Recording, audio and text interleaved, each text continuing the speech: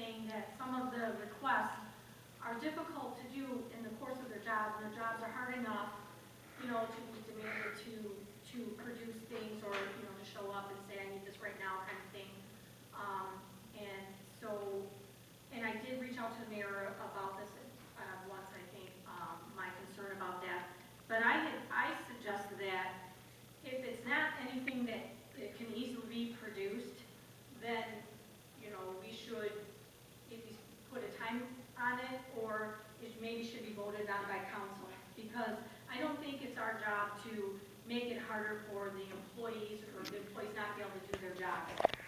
For one instance, I remember the clerk was saying, and forgive me for talking about this, but something about looking up when a committee was ever started, you know, in the history of the city. That's not something that you should be asking for. The clerk shouldn't have to go over to storage and dig through boxes to try to figure out why a commission is, or when it started, or any of those kinds of things. I think that is overreaching, and I think that we as a council should put limitations on the way that we get information, the way we request information, so we're respectful to the employees and to the residents, so they can get their things done that they need from the city, from their services.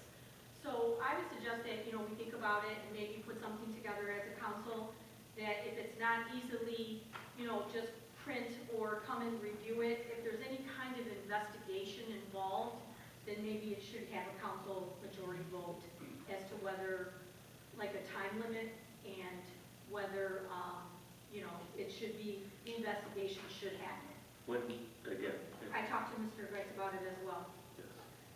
So I don't know the answer to that, because that just seems to me that it would be, if I was doing my job every day, and I'm, you know, everywhere is short-staffed and all these kinds of things, and then I get these investigation things, and, you know, and nobody wants to not give it to you, or anybody who asks, but it just makes their job so much harder, and I don't want that for our employees. Through the chair, we don't want to deny anybody. Right, I know that. I mean, We I have think nothing that, to hide. I honestly, and like, you know, just touching on, I'm sorry, Chairman, but like Cindy, I don't even know if there is any attorney fund, but she has to go through it just to make sure there's not, you know, and that's where it really starts to bog things down and stuff. And, you know, again, it's just, I get it. You know, everybody gets a little frustrated from time to time, including me. It's just, we're not trying to hide anything, but we are literally, FOIAs are out of control. It is really, really bad. Is there any, you know, new business on this topic?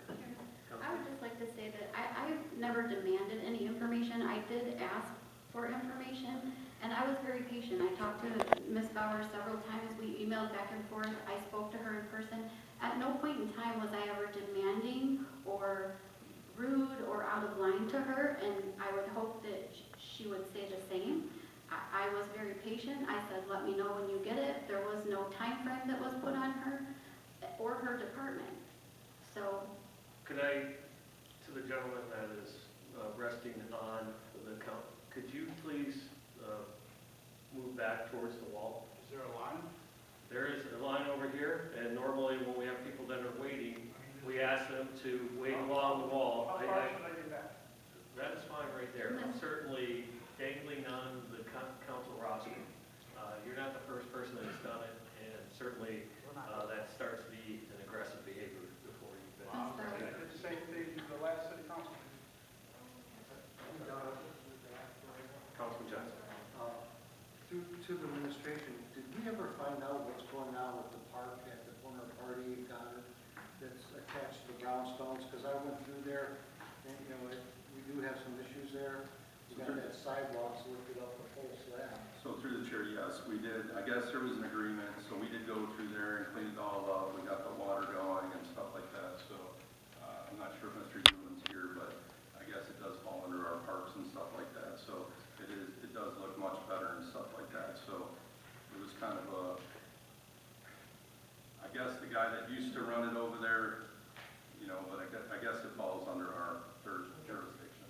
Thank you. Any further open business from the elected officials? Hearing none, Mr. Remick? Lady in yellow was standing there, and then I will work But that. Taylor, in reference, just to the point, real quick, I'll bring it up. I believe Mr. Johnson's aware of it back, I think it was around 2016, 2017, when they had set up the committee, remember, to change the numbers? And it's just coincidental that those numbers disappeared. In fact, I think that you even brought that issue up, that where are the numbers? So, I understand what you're going through. It's not the first trip. Things happen. The other issue is, thank you for everything today in reference to the Purple Heart and my part of Frank Cannon. There was something that people have been contacting me over, and I thought I'd finally bring it to a head. There are honorable people that a lot of people represent. There have been honorable people go through this city for many years. There have been honorable people that have moved on. And there's a place in this city hall, that honorable people have their pictures.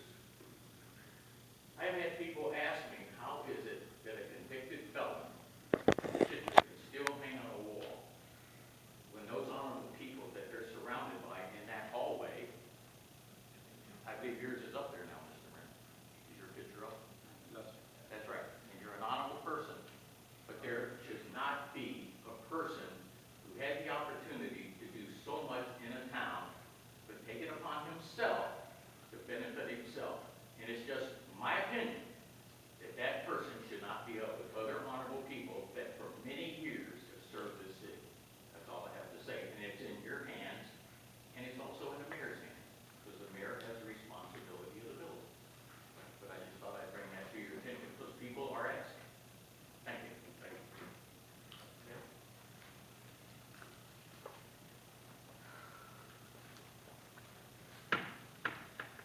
I really like you. Thank you. Anyways, I want to go back to 7.24, where you had a motion, Chair, to nominate and appoint and fill the vacant position. So does that get postponed to the next meeting? I've placed it on every single agenda since the So- vacancy occurred. Can anybody from the floor nominate somebody? No. It's only you guys back there. For the city charter, only the council can fill the Okay. vacancy. So how does one person, how do you guys determine when and where you're going to nominate somebody? And how long will that take? That question has been asked at many meetings. Once we have a nomination and a person receives 4 votes, at that point in time, the vacancy will be filled. Okay, and so the money that gets, because that seat, what, pays 12,000, 13,000 a year? So where does that money go to? It will show up in our budgeted line item that at the end of the year, at the end of the fiscal year, we will come in below our budget amount. The budget for the Taylor City Council, if you come to any of the budget hearings, is rather simple. It is our salaries, which are determined by the elected commission, compensation commission. Okay, and one more question. You know, a few years ago, I ran for Rick Salyers. I turned my application in for city council, correct? You know that? Okay. Well, anyways, Charlie Johnson interviewed me. Quite a few people on the city council interviewed me. And isn't it a conflict of interest when you're voting on a city council and someone works for the same company? Why are they allowed to vote? I don't know what you're referencing. Well, Angie Winton and Tim Woolley worked on the same company, Senior Alliance, but yet he voted for her. Wouldn't it be a conflict of interest? Ma'am, you can say, this is an example, this is an example of I believe statements versus pointing at somebody and saying, you. We've had a number of instances up here tonight. I'm not perfect, but when you come, hold on, when you come before the council, it should be, I believe you should do this. I believe Okay. that the, I can rephrase hold it. on. The answer is no. And in this case, so you believe, or, I believe that it is a conflict, because when we say here, I do you, believe it's a hold on, you conflict. believe that it's a conflict to nominate or vote for a coworker. And what I've heard, the answer is no, but the mayor was not, required to. But we gotta get better at decorum in the city council. Make I statements, not you or they or them, or I heard from somebody, so please proceed. Okay, well, I sent the Attorney General a letter too, and unlike you, I not got a response for 5 months. So I can understand what you're going through, and that's all I have to say. Thank you. Please come forward.